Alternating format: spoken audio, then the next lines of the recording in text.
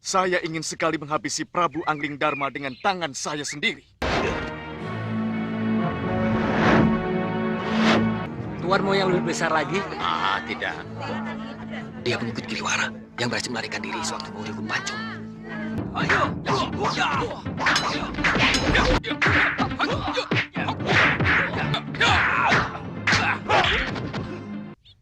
Tapi ilmu Hanitu sana sini tidak bisa ditembus dengan ilmu Halimun. Kali ini Angling Dharma akan bertekuk lutut dengan tubuh yang hancur.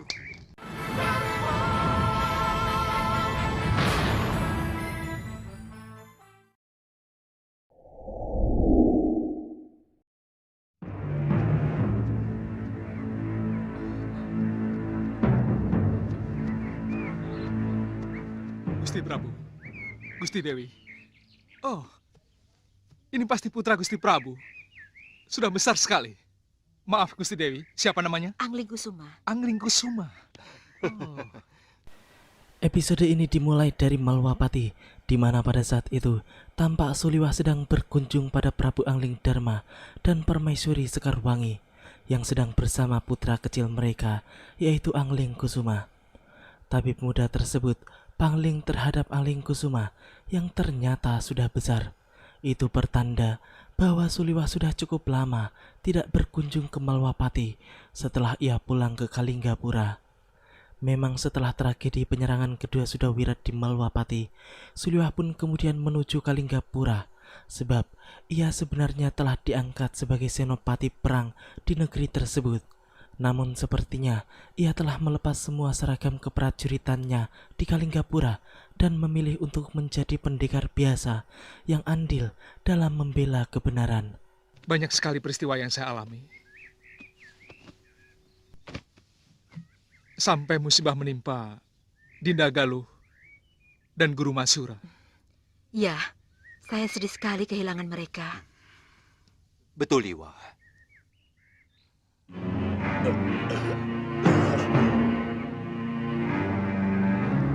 Mereka adalah orang yang sangat kucintai.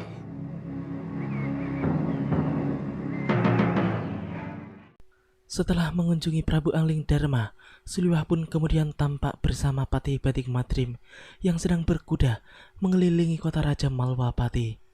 Patih Malwapati itu pun kemudian membicarakan tentang Sudawirat yang sudah tidak pernah lagi menyerang Malwapati. Hal itu justru membuat sang patih menjadi curiga, dan ia pun berpikir bahwa kemungkinan besar Sudawirat sedang mempersiapkan sesuatu untuk mengalahkan Prabu Angling Dharma yang telah membuat ilmu rengkah gunungnya tidak berdaya dengan ilmu Halimun. Musuhmu memiliki ajian Halimun. Apa yang akan kamu lakukan, Liwa? Saya akan mencari guru yang menguasai ajian Halimun. Lalu saya akan mempelajari ajian itu. Ya, itu yang kumaksud. Jadi maksud Gusti Patih, Sudawirat akan datang kemari lagi setelah dia memiliki ajian Halimun. Betul. Dan itu benar-benar mengerikan. Karena tidak ada lagi tameng untuk melindungi diri dari serangan ajian rengkah gunung, Liwa. Iya. Ya, Patih Batik Matrim memang sangat cerdas, pemikirannya pun luar biasa dan sangat tepat. Karena kenyataannya memang benar, Sudawirat kini telah menguasai aji Halimun dari guru barunya, yaitu Abicaraka, seorang tukang sihir yang berasal dari Gua Buaya Tidur. Dengan demikian, Durgandini pun yakin jika murid sekaligus jagonya itu mampu dengan mudah mengalahkan Prabu Angling Dharma. Setelah itu, Suliwah dan Batik Matrim pun kemudian segera menemui sang Prabu untuk menyampaikan pemikiran mereka barusan. Dan ternyata, sebenarnya sang Prabu pun telah berpikir tentang hal tersebut. Memakai miang bambu ataupun barang lain yang mampu mengganggu pemusatan pikiran dia, sifatnya masih untung-untungan. Ya. Yang lebih menyulitkan kita kalau Durgandini ikut bersama dengan dia. Maaf, Gusti Patih. Biarkan hamba mencoba untuk menghadapi dia. Di sisi lain, tampak Cantrika Dewi dan Ken Amaranila yang baru saja mengalahkan Kilegawa dan Gendrayana. Akan tetapi, mereka berdua tidak jadi menuju Gua Buaya Tidur untuk mengadakan perhitungan dengan Abicaraka. sebab mereka mendapatkan kabar kalau Durgandini dan kawan-kawannya sedang berkumpul di tempat penyihir jahat tersebut. Oleh karena itu, mereka berdua kemudian memutuskan untuk menuju Malwapati saja guna bergabung dengan Aditya serta Tantri yang telah terlebih dahulu menuju kerajaan milik Prabu Angling Dharma tersebut.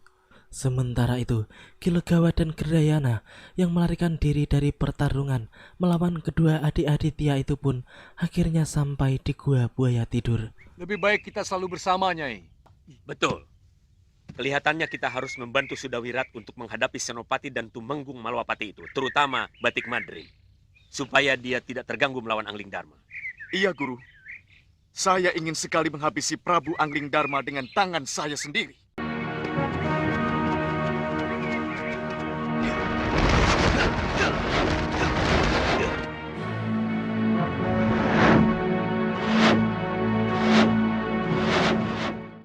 Kini kita kembali lagi menuju Malwapati, di mana pada saat itu Prabu Angling Dharma sedang melatih sebuah jurus baru yang didapatkannya dari penyimpanan kitab-kitab pusaka Malwapati yang baru saja dipelajarinya.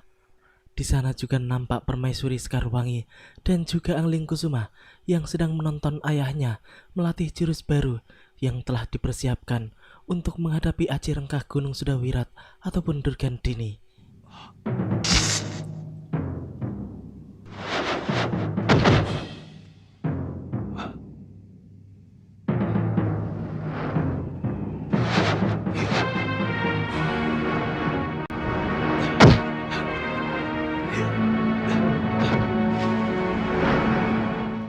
Jika dilihat dari gerakan-gerakannya, ilmu baru Prabu Angling Dharma ini adalah sebuah ilmu penangkal serangan lawan yang sangat luar biasa cepat.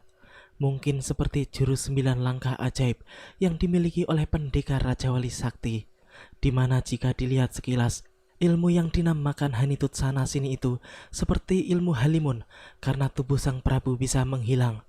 Namun tetap ada perbedaan, alias ilmu baru sang Prabu kali ini jauh lebih hebat daripada ilmu Halimun yang selama ini dikuasai oleh sang Prabu.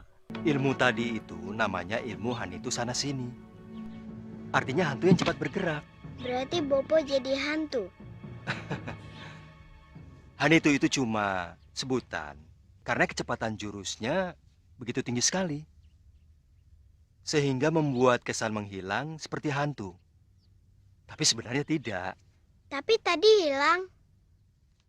Tampaknya putra Prabu Angling Dharma begitu perhatian kepada ayahnya. Bahkan tadi ia sempat menangis ketika melihat ayahnya menghilang dari pandangan, sebab ia mengira telah terjadi sesuatu dengan ayahnya. Sedangkan Dewi Sekarwangi pun kemudian mengatakan bahwa akhir-akhir ini sang Prabu begitu sibuk dengan kitab-kitab pusaka lama di perpustakaan dan berlatih ilmu kanuragan. Mungkin permaisuri Prabu Angling Dharma itu agak sedikit terganggu karena kurang diperhatikan. Raja Malwapati itu pun kemudian mengungkapkan permintaan maafnya kepada anak serta istrinya, sebab ia memang harus mempersiapkan ilmu-ilmu yang mampu menangkal Ajian Rengkah Gunung, sebab kali ini musuhnya sangat sakti dan sama sekali tidak bisa dipandang enteng, sehingga Suliwa dan Batik Madrim sampai mengkhawatirkan keselamatan sang Prabu, apalagi jika Sudawirat sudah mempelajari ilmu Halimun. Saya lihat ilmu yang tadi baru Kanda lakukan hampir sama dengan ilmu Halimun. Sama-sama ilmu menghilang. Beda. Ilmu Halimun bisa ditembus kalau musuh juga memiliki ilmu menghilang, karena masuk di alam yang sama. Tapi ilmu Hanitu Sanasini tidak bisa ditembus dengan ilmu Halimun dan tidak bisa dilihat dengan mata biasa. Tampaknya ilmu baru Angling Dharma itu sangat luar biasa, serta lebih mengandalkan gerakan yang sangat cepat bagai menghilang, sehingga sepertinya Sudawirat akan kesulitan ketika akan menggunakan ajian kejinya itu, walaupun ia saat ini sudah memiliki ilmu Halimunan. Harus mampu menghadapi segala gangguan yang meresahkan rakyatnya, tapi juga harus bijak dan penuh kasih sayang kepada rakyatnya. Raja juga harus memahami ilmu dagang,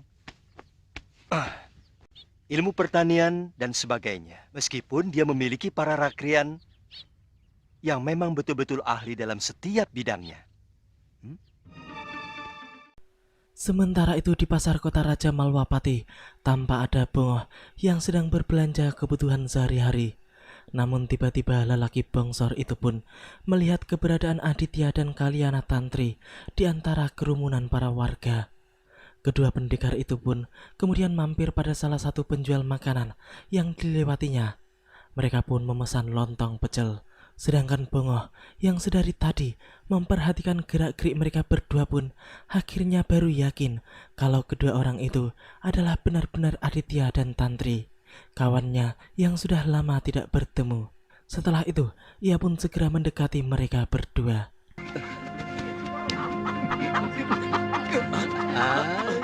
Bongoh, Bongoh? kamu Tahu-tahu pada jusul kemari. Mana Kakang Suliwango? Ada. ayo makan. Belum. Ayo makan. Lapar. Ayolah. Ayo. Kasih lagi. Setelah dari pasar, Bongoh pun kemudian mengajak mereka berdua untuk masuk ke Gedaton guna bertemu dengan Suliwah. Pertama kali Aditya pun langsung mengucapkan banyak terima kasih kepada tabib muda yang telah membantunya menyembuhkan luka pada kakinya akibat terkena ajian rengkah Gunung Sudawirat. Sudawirat pernah datang kemari, Liwa? Iya. 2 kali mereka mengacau di Malwapati bertiga dengan pria mitra. Yang pertama mereka kalah lalu diampuni oleh Gusti Prabu Angling Darma. Kenapa? Mungkin Gusti Prabu bermaksud memancing kemunculan Durgandini dan kawan-kawannya. Membiarkan pendekar kejam itu tetap bebas. Sama seperti membiarkan ular sendok bebas berkeliaran di bilik kita. Sebenarnya saya juga kurang setuju. Suliwah pun ternyata kurang setuju dengan keputusan Prabu Angling Darma di kala itu, karena terbukti setelah beberapa hari kemudian anak pendendam itu pun kembali menyerang Malwapati dengan mengacau di kota raja.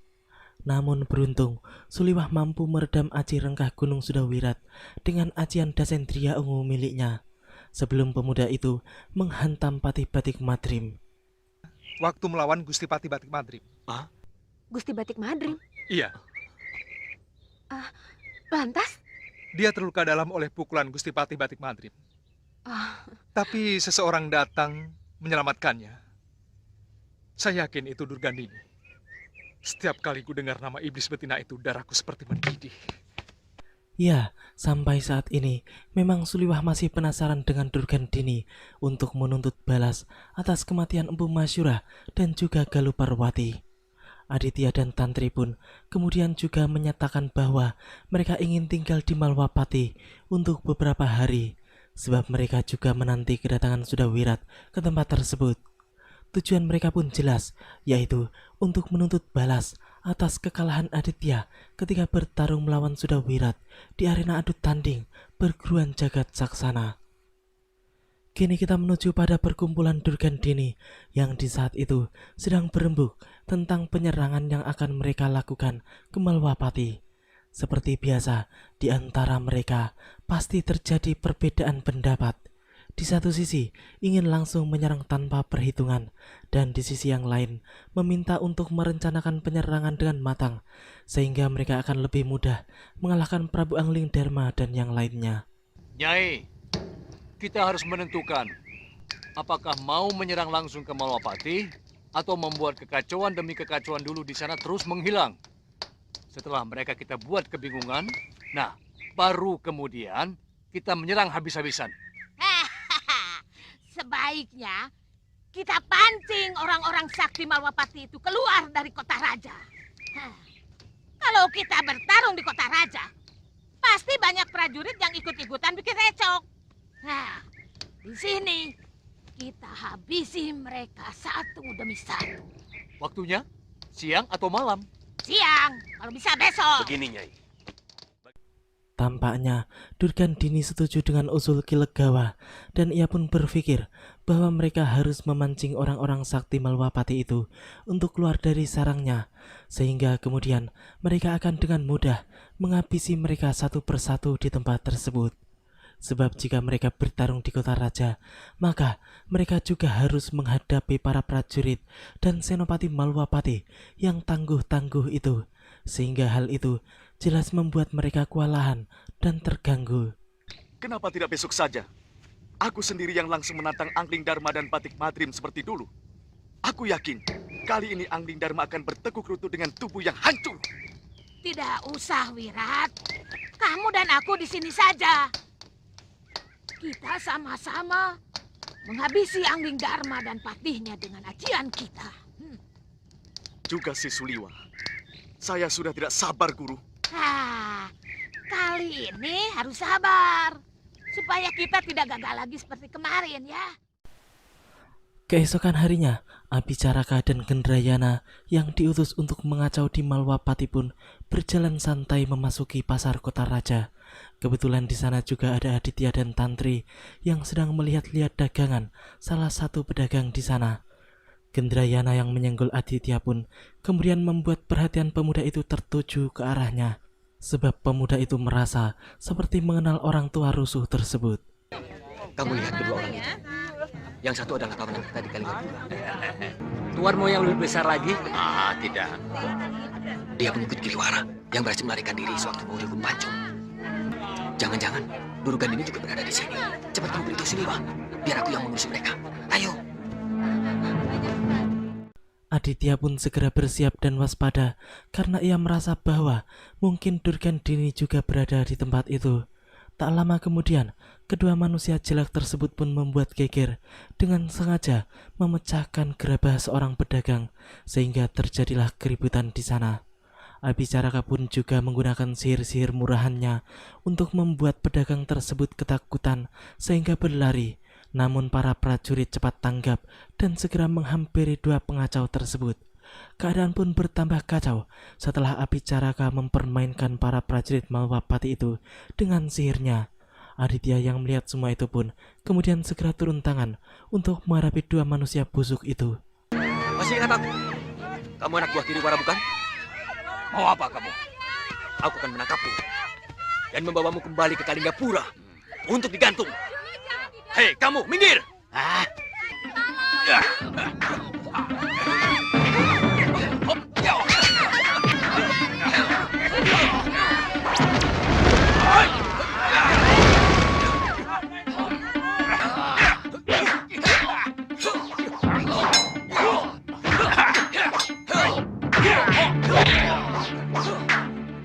Ya, kini Aditya harus menghadapi dua musuh sekaligus. Namun ilmu Halimun dan sihir Abicaraka tampaknya mampu membuatnya bingung dan kesulitan untuk menyerang. Sedangkan Tantri yang sedang ditugaskan untuk memberitahu Suliwa pun telah sampai dan segera menuju ke pasar kota raja bersama dengan Bongoh. Sementara itu, pertarungan Aditya pun sudah berjalan puluhan jurus. Namun kedua lawannya itu belum mampu menundukkannya. Hingga kemudian Abicaraka pun kembali menggunakan aji Halimunnya. Hal itu jelas membuat Aditya kesulitan. Namun tak lama kemudian Suliwa pun datang memberikan bantuan.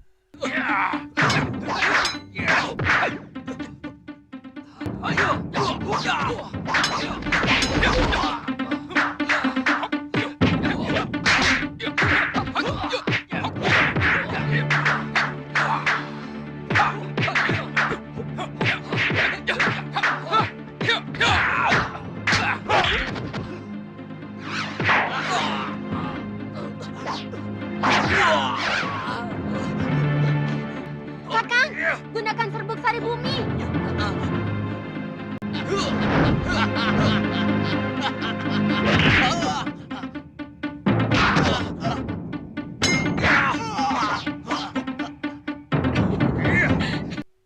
Akhirnya, dengan serbuk sari bumi, Aditya pun mampu mengetahui keberadaan Abicaraka, sebab serbuk tersebut mampu membuat orang yang memiliki ilmu Halimun menjadi kelihatan.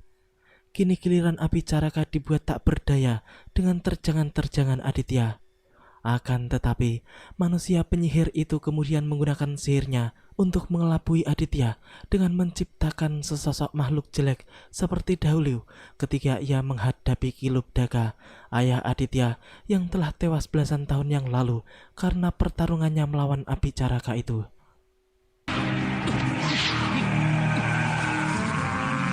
Aditya, makhluk ini tidak perlu diladeni. Dia akan sirna dengan sendirinya.